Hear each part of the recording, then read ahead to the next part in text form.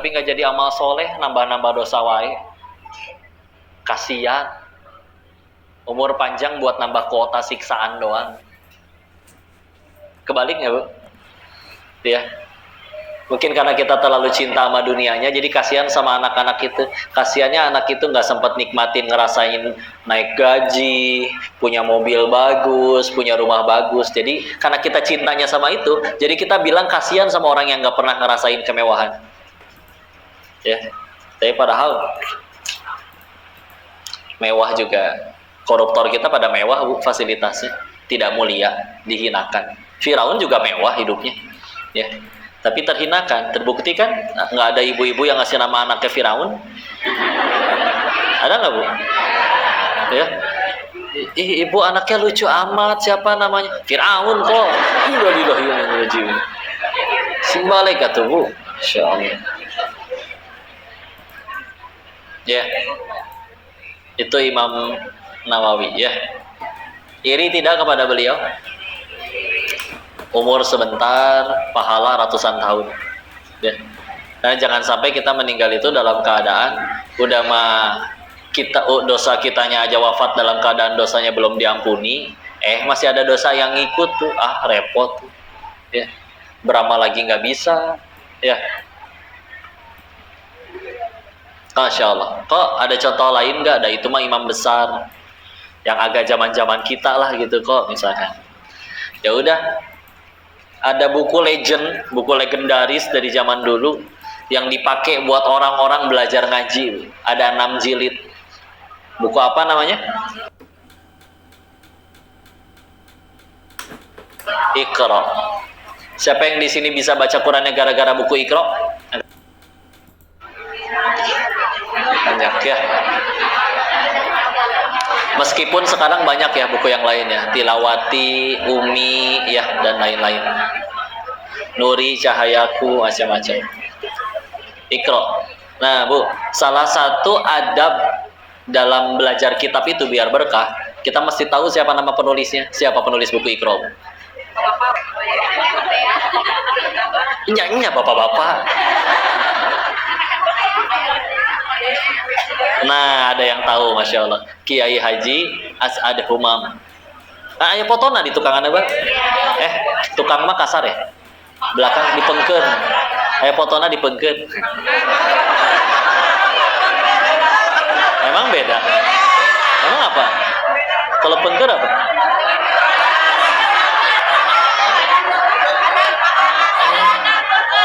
Harusnya apa? Pangker. Masa ada buku Iqra? Sini Bu. Saya boleh pinjam bukunya nggak, Bu? Pinjam boleh nggak?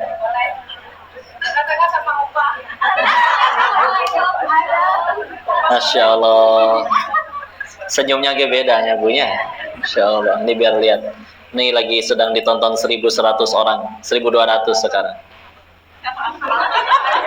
Termasuk ya. Ih, jelmana ini dia, Ibu.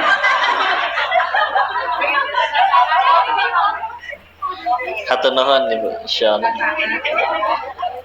Hatur nuhun. Bu, kenapa jadi bahas Iqra? Saya pernah bahas ini ya. Mungkin di sini ada sebagian pernah dengar. Buku Iqra itu cetakan resminya terjual 150 juta kopi. Berarti beliau Kiai minimal punya pahala dari 150 juta orang baca Al-Quran itu ngalir ke beliau setiap hari. Ya. Banyak atau tidak 150 juta orang? Lebih dari setengah penduduk Indonesia itu. Ya. Dan punten, itu teh baru cetakan resmi, belum bajakannya. Indonesia teh ya. Kira-kira kalau dari buku bajakan tetap ngalir ke beliau nggak pahalanya? Ngalir ya. Meskipun orang itu ngambil keuntungan tanpa seizin beliau dan keluarganya, ke beliaunya mah tetap ngalir. Ya. Itu bajakannya. Dan kadang Bu, bukan satu anak satu Iqra. Satu Iqra bisa satu TPA. Ya, satu TPQ, satu TPQ TPA itu bisa 30 anak. Belum kalau misalkan itu anak dari TPQ itu ada yang jadi kiai, misalkan punya anak pesantren lagi nanti 1.000 anak. Aduh, ajib tidak? Dan itu teh baru jumlah orangnya. Kalau dihitung harinya, ya. Dan kan setiap hari ada yang baca Quran, betul? Iri tidak kepada beliau? Padahal beliau dari umur 18 tahun udah nggak bisa jalan lagi, Bu. Lumpuh. Matak di fotonya megang tongkat ya, Bu. Lumpuh. Tapi di saat, ya Allah, coba Ibu bayangin, saya sendiri nggak bayangin kalau umur 18-an, umur lagi seru-serunya main, Bu, baru lulus SMA. Tapi malah nggak bisa jalan lagi. Ada orang yang malah marah kepada Allah. Beliau malah memilih gimana caranya tetap diri beliau jadi manfaat. Coba, mungkin kalau dibicarakan sebagai seorang ahli tafsir, mungkin beliau bukan ahli tafsir, mungkin beliau bukan seorang ahli hadis. Apa tuh yang dikuasai? Huruf hijaiyah, eta we nu diajarkeun. Da satu huruf ge masyaallah, Bu. Ya. Maka ngalir. Makanya punten di sini sebagai ibu, jangan pernah biarkan anak ibu bisa Al-Fatihahnya melalui orang lain. Harus dari ibunya sendiri. Ya. Kepake, Bu, tiap hari sholat, Bu, anak, Bu, ngalir ke ibunya. Oke, punten. Khusus untuk yang kayak gitu-gitu, kalau bisa jangan, iya kita punya duit, iya kita sibuk, iya kita bisa bayar orang. Tapi lagi bicara investasi terbaik kan? Ya. Coba ya. Orangnya satu, tapi dapat transferan pahala dari ratusan juta orang. Iri tidak? Iri, ya. Jadi manfaat hidup teh. Ya. Makanya yuk lapang selega-leganya itu, Masya Allah. Alam kuburnya dimudahkan. Izin ya Bu, orang-orang seperti Ko Stephen, tahu Ko Stephen? Ko Stephen Indrawibowo, pendiri Mualaf Center Indonesia. Siapa yang cerita ya? Ustadz Lukmanul Hakim yang dari Pontianak. Beliau cerita, beliau itu kan tinggi, Bu, ya. Waktu dikubur, kuburan orang standar kan biasanya digali itu 180 cm. Ya. Lalu dipotong 5 cm di atasnya, 5 cm di bawahnya. Biar supaya disiapin lah ya kan buat nanti buat dikubur. Berarti kan 180 dikurangi 5 sisa berapa? 170. Tingginya Ko Stephen 191 seingat saya. Harusnya nggak muat nggak, Bu? Enggak. Muat, Bu, di kuburannya, Bu.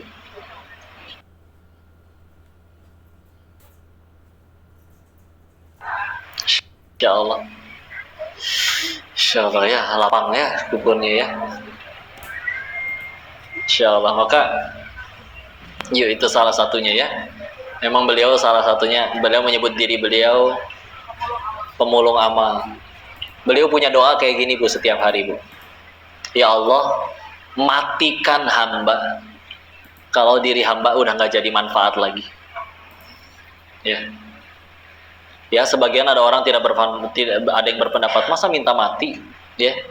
Masa minta mati, tapi beliau berpikiran kayak gini, buat apa saya hidup kalau nggak jadi pahala, cuma nambahin dosa.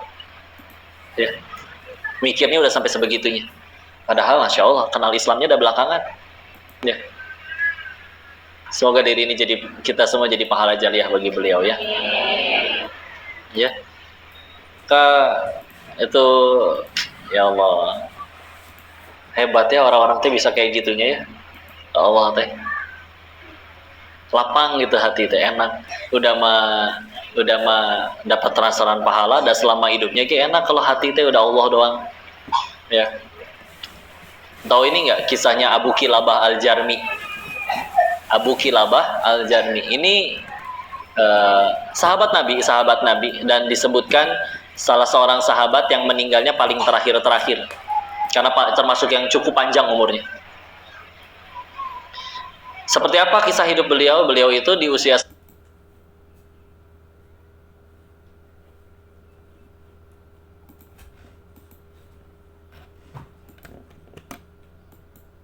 Seperti apa kisah hidup beliau? Beliau itu di usia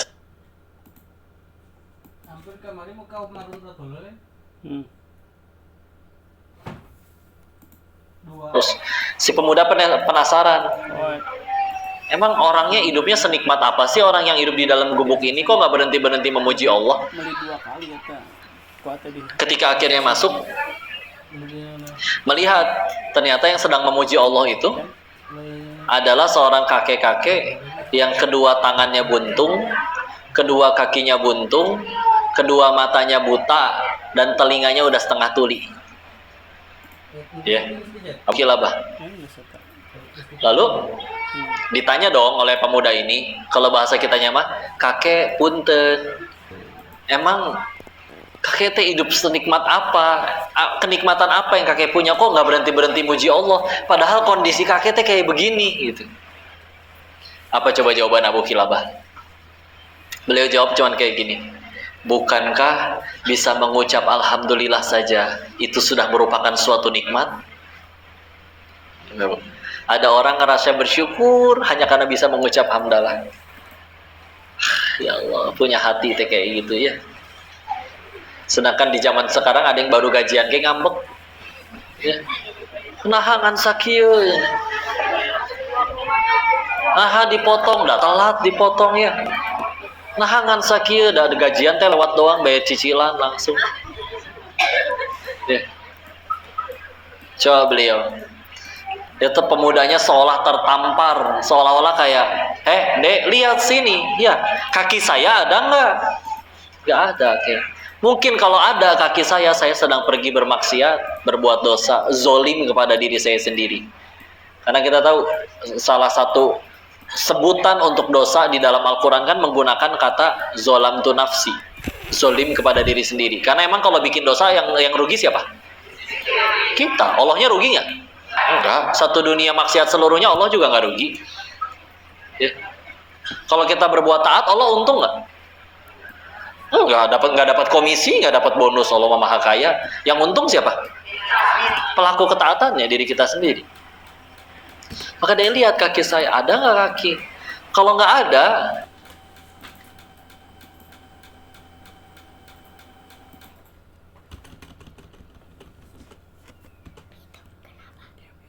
dari nerakanya Allah, bukankah itu adalah nikmat? Kita ke sana, ya. Kita masya Allah makan ya. Ada hadis menyebutkan al-kamaqala Rasulullah Muhammad SAW bersabda yang maknanya, ketika orang itu sakit, Allah mencabut 3 hal dari dirinya. Ya. 1, senyumannya. 2, cahaya di wajahnya. Dan 3, dosa-dosanya. Ya. Apa aja tadi 3? Senyumannya, cahaya di wajahnya, dan dosa-dosanya. Dan ketika orang itu sembuh, Allah kembalikan yang 2, tapi yang 1 tidak dikembalikan. Allah kembalikan senyumannya, Allah kembalikan cahaya di wajahnya, tapi Allah tidak kembalikan dosa-dosanya. Jadi pengen sakit, Ibu? Tenang ya. Tidak ada yang sia-sia. Ini nggak melulu sakit yang nyampe harus diopname, bed rest, bukan ya. Apapun yang jadi kepahitan, ya. Kalau itu sakit, itu gugurin dosa. Nanti Ibu jalan ke depan, kelingkingnya nenggor batu, Bu. Kalau itu sakit, itu pun gugurin dosa. Apalagi dicaci, dimaki orang yang nyampe kita nangis tengah malam, ya Allah. Tenanglah, dak cacian orang yang asli, dak hinaan orang itu aslinya lebih sedikit daripada kehinaan diri kita yang asli. Itu. Padahal paling cuma diomong, dasar kamu Denis banyak omong tuh. Allah cuma buka 1 aib saya banyak omong. Mungkin orang tidak tahu saya banyak utang, banyak cicilan, yang lainnya nggak ada yang tahu. Misal ya, ditutup. Tapi kita suka tidak terima. Aku tidak terima dihina ya. Coba anak-anakku, ya nggak ada tuh yang baperan sakit hati kayak gitu ya. Anak kecil tuh bukti manusia lebih mudah berbuat baik. Karena dia habis benjol sama temennya, 5 menit kemudian dia udah main lagi. Yang berantem siapa? Ibu. Nah, kamu habis benjol sama dia, sederhana ya. Benjolnya udah nggak sakit, dia punya mainan yang saya punya, main.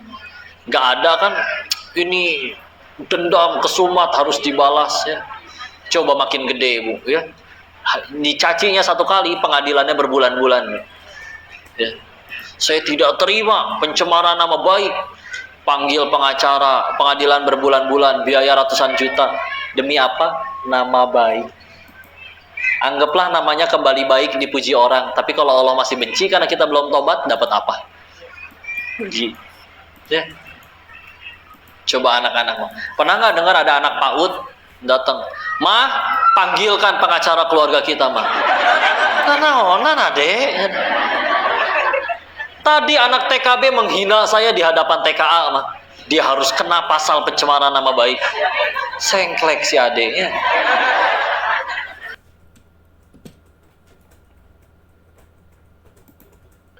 Enggak tuh, tenang weh. Mau dicaci, dihina, ya lempeng weh, udah tuh. Ya. Dan kita padahal mereka lebih mudah bahagia daripada kita. Padahal ilmunya anak-anak sama ilmunya orang dewasa lebih berilmu siapa? Orang dewasa. Uangnya anak-anak sama uangnya orang dewasa lebih banyak uangnya siapa? Dewasa. Mungkin kecuali Rafathar atau Cipung, mereka udah banyak duit duluan dari lahir. Iya. Tapi secara umum banyakkan orang tua, ya. Tapi kita lebih sulit bahagia bisa jadi dibandingkan mereka. Ada yang salah. Ya, kayu sibuk fokus jadi kebaikan saja. Dan aslinya cacian, hinaan, nggak ada yang sia-sia di sisi Allah. Jadi kebaikan. Semuanya mendekatkan kita ke surganya Allah. Ya, dan kita kadang kenapa masih berat? Ya, bisa jadi satu karena kita masih segitu cintanya, belum pengen surganya Allah. Ya. Ada lapang. Kalau udah pengen surganya Allah, yakin dah ini setiap kepahitan gak ada yang sia-sia, pasti jadi surganya Allah. Ya. Atau juga tidak jujur sama diri sendiri, menganggap bahwa pujian orang itu adalah diri kita yang asli. Padahal ada orang muji kan karena nggak kenal siapa kita yang asli. Dia nggak tahu tuh kita kalau sendirian pernah ngapain aja, nggak dibongkar tuh sama Allah. Karena orang nggak tahu, jadi nganggapnya kita baik. Ya. Nganggapnya kita baik. Tertipu oleh topeng. Saya izin ya, belum nemuin contoh yang lain. Maksudnya ketipu topeng tuh kayak gimana? Izin ini diulang ya. Ada bos, maka nama karyawannya 3, Bu. Mules si bos teh. Mau nggak mau kan keluar, meskipun udah ditahan-tahan. Tapi makin ditahan kan biasa bunyinya makin lirih.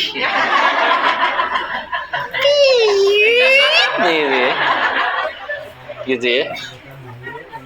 Yang lain kayak denger. Dan para karyawan juga menyadari ada gas beracun mulai memasuki paru-paru mereka ya. Sadar ya. Si bos ini ngerasa nggak enak, maaf saya kelepasan. Masalahnya satu, Bu, besok gajian. Ya.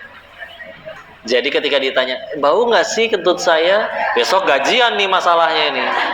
Wangi, Bu. Wangi kan ya. Ya. Si bos tertipu, merasa pujian mereka yang padahal ngarap-ngarap gaji merasa adalah dirinya yang asli. Beneran nggak bau? Beneran wangi? Apakah ini hasil tahajudku setiap hari ya Allah? Berasa karomah katanya. Ya Allah, Engkau memberikan aku derajat kemuliaan yang luar biasa. Ditulis di CV-nya, manusia yang kentutnya wangi gitu ya. Besoknya si bos makan lagi, tapi sama sesama pengusaha, Bu, kaya semua. Tuh, tenang. Berarti ibu telinganya masih berfungsi semua. Coba kalau nggak hari-hari, kayak ibu mules kan pertolongan, Bu. Coba kalau nggak ada sinyal dari mules, Bu. Ngomong bau, kejek-kejek. Seganteng apapun, secantik apapun, tiba-tiba bau, Bu. Nggak ada wibawanya. Karena ada sinyal mules, kita tahu kapan harus ngebuang. Coba kalau nggak dibikin bisa ada sinyal mules dari Allah. Begini saudara-saudara, maaf basah. Aduh, gitu ya. Jadi bahas gitu ya puntennya. Ya udah kan akhirnya dia makan di hadapan teman-temannya sesama pengusaha. Karena kemarin dia telah mendapat testimoni 3 orang bersaksi kentutnya wangi, sekarang tanpa ragu, tanpa ditahan-tahan. Kalau kemarin ditahan sampai lirih, kalau hari ini sampai naik, gitu ya. Saking kuatnya tekanan dari bawah. Nah, masalahnya tadi teman-teman sesama pengusahanya nggak ngarep digaji. Atuh jujurnya, bro, tadi pagi habis makan bangke apa? Dia tidak terima. Saya tidak terima. Kemarin 3 manusia bersaksi kentut saya wangi. Ketipu topeng. Menganggap pujian orang adalah diri kita yang asli.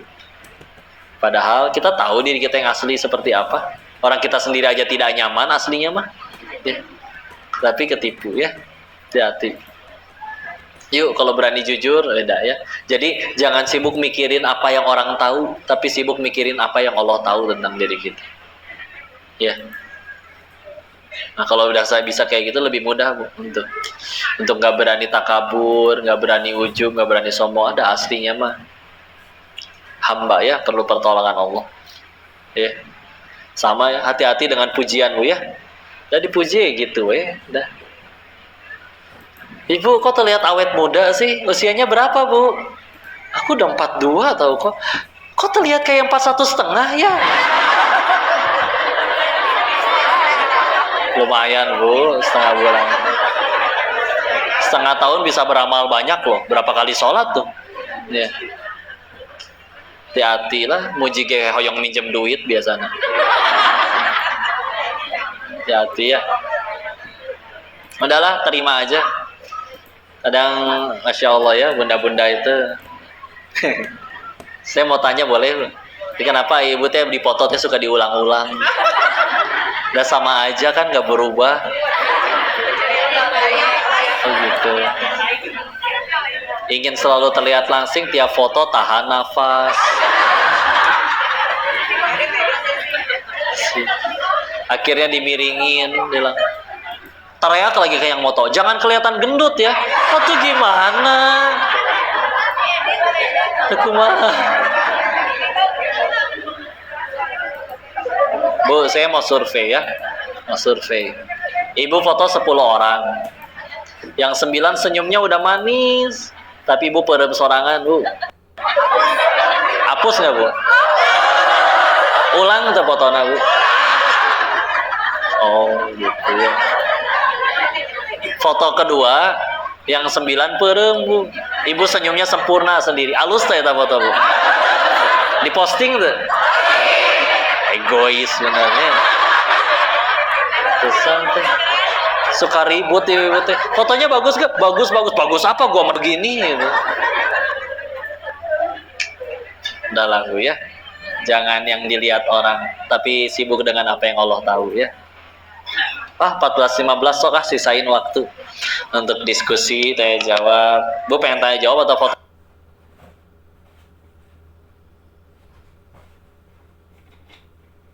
Foto. Bagus lah, lebih cepat lebih baik lah. Dan saya mas samina wa atona.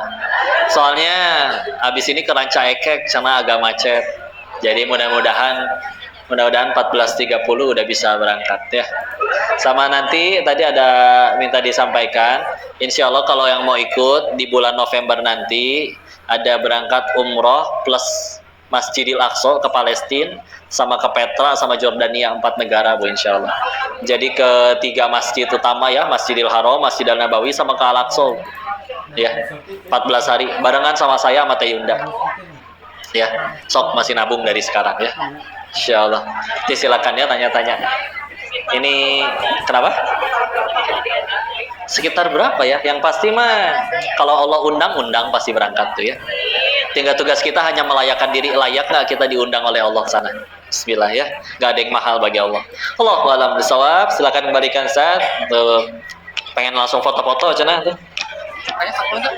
Pertanyaan boleh? Oh, sok mangga. Masya Allah, ini sangat luar biasa karena ini akan ada Ranca Ekek ya. Jadi sudah ditulis di sana. Hanya ada satu pertanyaan saja. Yang mau bertanya boleh angkat tangan. Terima aja Bapak. Hesenya. Waalaikumsalam warahmatullahi wabarakatuh. Tanya apa? Iya. Terus dia harus berbuat baik juga. Ada yang semua orang ya. Iya. Nah, saya ada keluarga terdekat, itu memang perlu bantuan. Tapi kalau dilihat dari kacamata amal soleh itu, menurut saya kurang berapa. Iya. Tapi itu keluarga itu keluarga dari suami. Apakah saya memprioritaskan itu atau memprioritaskan yang lain yang terlihat sudah terlihat amalnya, sudah terlihat kebaikannya? Baik. Silakan. Itu yang mana yang diprioritaskan? Apakah ada yang harus diprioritaskan? Baik, bismillah. Waalaikumsalam warahmatullahi wabarakatuh. Urutan untuk bersedekah, kalau urusannya sedekah ya, maka di Al-Baqarah ayat 215. Mangga kalau pengen dilihat.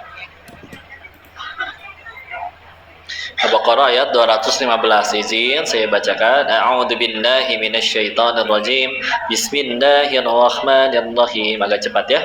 Yas'alunaka madza yunfiqun. Qul ma anfaqtum min khairin falil walidaini wal aqrabin wal yatama wal masakin wa ibnis sabil wa ma taf'alu min khairin fa innallaha bihi alim. Sadaqallahul adzim. Mereka bertanya kepada Muhammad tentang apa yang harus mereka infakkan. Katakanlah, harta apa saja yang kamu infakkan hendaknya diperuntukkan bagi pertama, kedua orang tua. Orang tua udah mampu, insya Allah. Kerabat yang masih saudara, ya. Ini berarti termasuk ya. Kerabatnya juga ada urutannya. Ya, misalkan ada sepupu yang memang jauh sama misalkan adiknya ibu, ya udah. Diukur ada kedekatannya ya. Lalu anak yatim, lalu orang miskin, dan orang yang dalam perjalanan. Nanti kalau mau dilihat Al-Baqarah 215 ya, 215 ya, seperti itu. Nah kan nanti silakan dihitung prioritasnya. Kok gimana tapi kok orangnya misalkan belum beramal soleh, nah kita meninggal nggak ditanya kelakuan orang ya. Kita diperintahkannya beramal yang ngasih ininya adalah Allah. Dan emang kalau kata Allah emang dia nggak bisa untuk terima rezeki itu, ada aja kadang yang ngalangin. Pas pengen dikasih dianya nggak ada, ya ada aja kadang yang kayak gitu. Ada kami kenal ada orang setiap kali pengen sedekah sama dianya lagi pergi nggak ada. Giliran dianya lagi butuh, ya udah habis kebagi untuk yang lain-lain. Ada aja ya. Jadi ya tugas kita mah udah ngikutin mana yang Allah suka, beramal aja terus. Dan yang kita penting kan memang boleh pilih-pilih gitu ya, sesuai urutan. Karena misalkan di deket DT di Darut Tauhid itu dulu pernah ada setiap jam 5 sore ada yang mohon maaf minta-minta, lalu setiap jam 5 sore dijemput naik mobil. Jadi memang udah jadi pekerjaan sindikat. Nah, bukankah kalau kita ngasih tetap jadi pahala? Iya, betul. Tapi kan kita diperintahkannya menolong. Menolong itu kadang cara menolong orang itu adalah justru dengan tidak dikasih. Ada yang kayak gitu. Karena kalau nggak ada yang mau ngasih, nanti akhirnya dia, wah udah nggak ada yang mau ngasih nih, akhirnya jadi kerja bener. Nggak pahala. Tapi kalau misalkan, iya sih tetap jadi pahala kalau kita nggak ngasih. Makanya silakan, kita diperintahnya nolong, ya. Maka cara pertolongannya beda-beda. Tapi kalau misalnya tadi memang beneran dia layak untuk ditolong secara finansial, misalnya kita pengen ngasihnya secara keuangan dan dia memang kurang secara keuangan, ya udah aja. Mau orangnya kayak gimana ya udah. Kita baik dia balas dengan air tuba pun nggak rugi. Kan di dalam Islam yang rugi adalah yang dizolimi. Yang rugi adalah yang menzolimi, bukan yang dizolimi. Ya, tenang aja. Allahu a'lam bishawab. Mudah-mudahan bisa jawab pertanyaan. Baik, terima kasih. Sebelum ditutup dengan doa, ada momen ini. Terima kasih untuk seluruh sponsor, terima kasih pada Wardah, terima kasih kepada Cahaya Quran, Atika Platform Collection, Ummu Kafi. Pesantren kalau SMP bukan pesantren sih, kami sedang mendirikan di Quran Islamic Homeschooling di Bogor. Ini di Nurul Aulia Cimahi. Baik, saya harus matiin dulu. Nanti sore ada kajian lagi. Mudah-mudahan jadi kebaikan ya. Tutup dengan kalimat hamdalah. Alhamdulillah alamin. Istighfar 3 kali. Astagfirullahaladzim, astagfirullahaladzim, astagfirullahaladzim. Dan doa kafaratul majelis. Subhanakallahumma wa bihamdika asyhadu an la ilaha illa anta astaghfiruka wa atubu ilaik. Travel umrohnya nanti di Instagram ya. Barakallahu fikum. Assalamualaikum warahmatullahi wabarakatuh. Sore kajian lagi ya.